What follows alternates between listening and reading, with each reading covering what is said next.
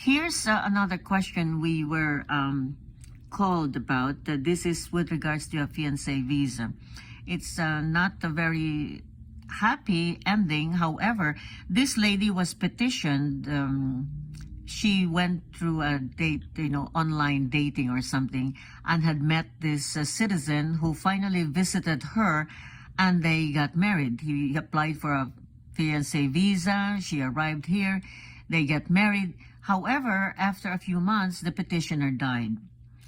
And so what happens, just for general information for many of our listeners and viewers, what happens, Attorney Golan, when the petitioner dies a few months after they had been married and she hasn't even gotten any of the paperwork to become a legal resident in the United States?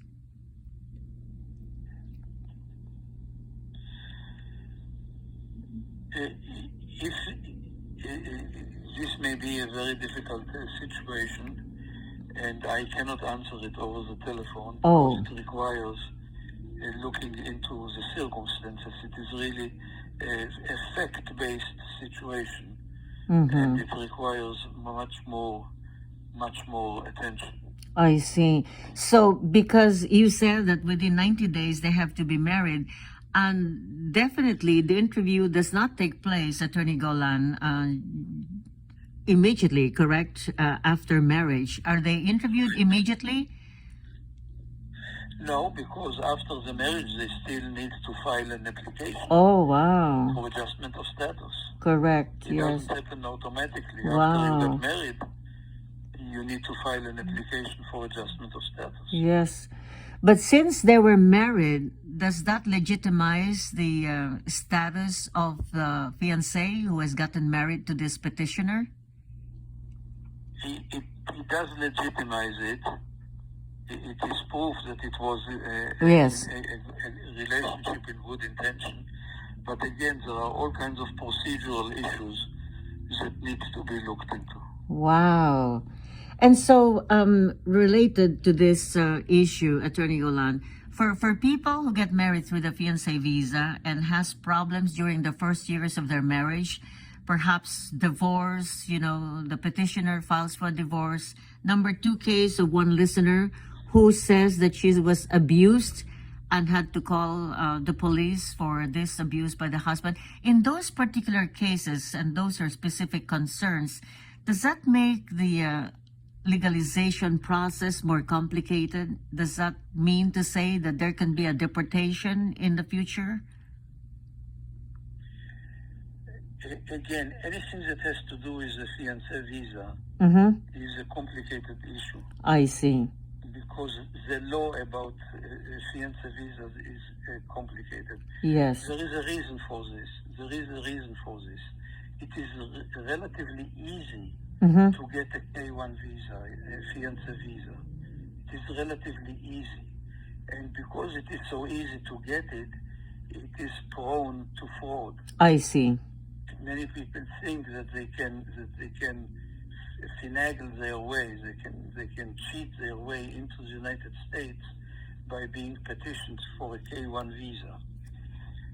Therefore, the requirements to get the green card later on are very, very stringent and very, very complicated. I see. No wonder. I had a listener who's been for quite a long time now, and she's been always saying that she is not able to travel because she came on a fiancé visa. However, she did not marry the petitioner, the fiancé in the United States, and marry somebody else. So until now, she's not able to travel out of the country, although her children can. So is there a way that she can legalize her situation, not marrying the fiancé who petitioned for her?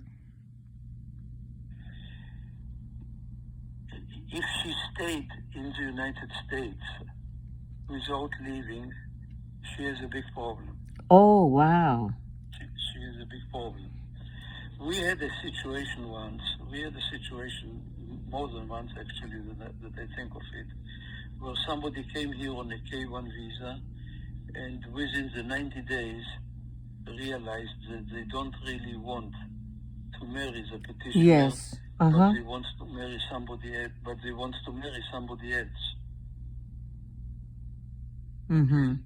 Yes. So they were smart enough to come and see an immigration lawyer Right. immediately. And my advice was, get married to somebody else and leave the country. Uh-huh. And we will bring you back on an immigrant visa. Mm. I And see. it worked. Very good. And one of the cases that I can think of was a very, very sort of strange case.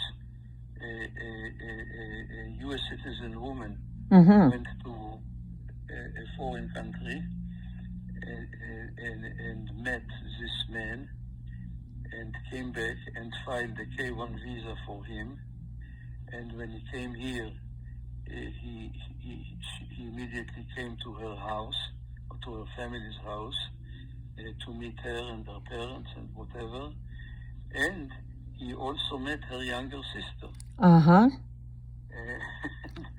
Then things blew up. He didn't want to marry her. The petitioner wanted to marry the younger sister.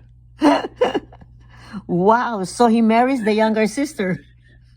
He came to me and I advised, get married, spend some time together with your new wife, Wow. and then leave the country before a certain date. I gave him a date when he must leave the country. And then the new wife filed a petition for him, and we convinced the American consul that there was no fraud in all this. Everything just happened. Wow. And he got his immigrant visa. Now, the one thing I don't know and I never found out is how did the relationship between the two sisters develop. That's right. That's what I wanted to find out. What happened to the sister, Attorney Golan? I have no idea. I didn't investigate that. I wish I could have an interview with these people, because that would be a very interesting feature for our Valentine's publication, you know.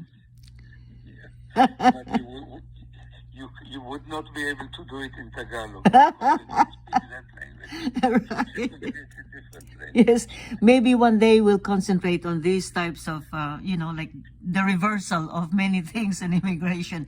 And has it happened, Attorney Golan, that a fiancé would petition for the person, and after they marry, immediately divorces or goes to the U.S. or the U.S. immigration and says he doesn't want to continue with the petition?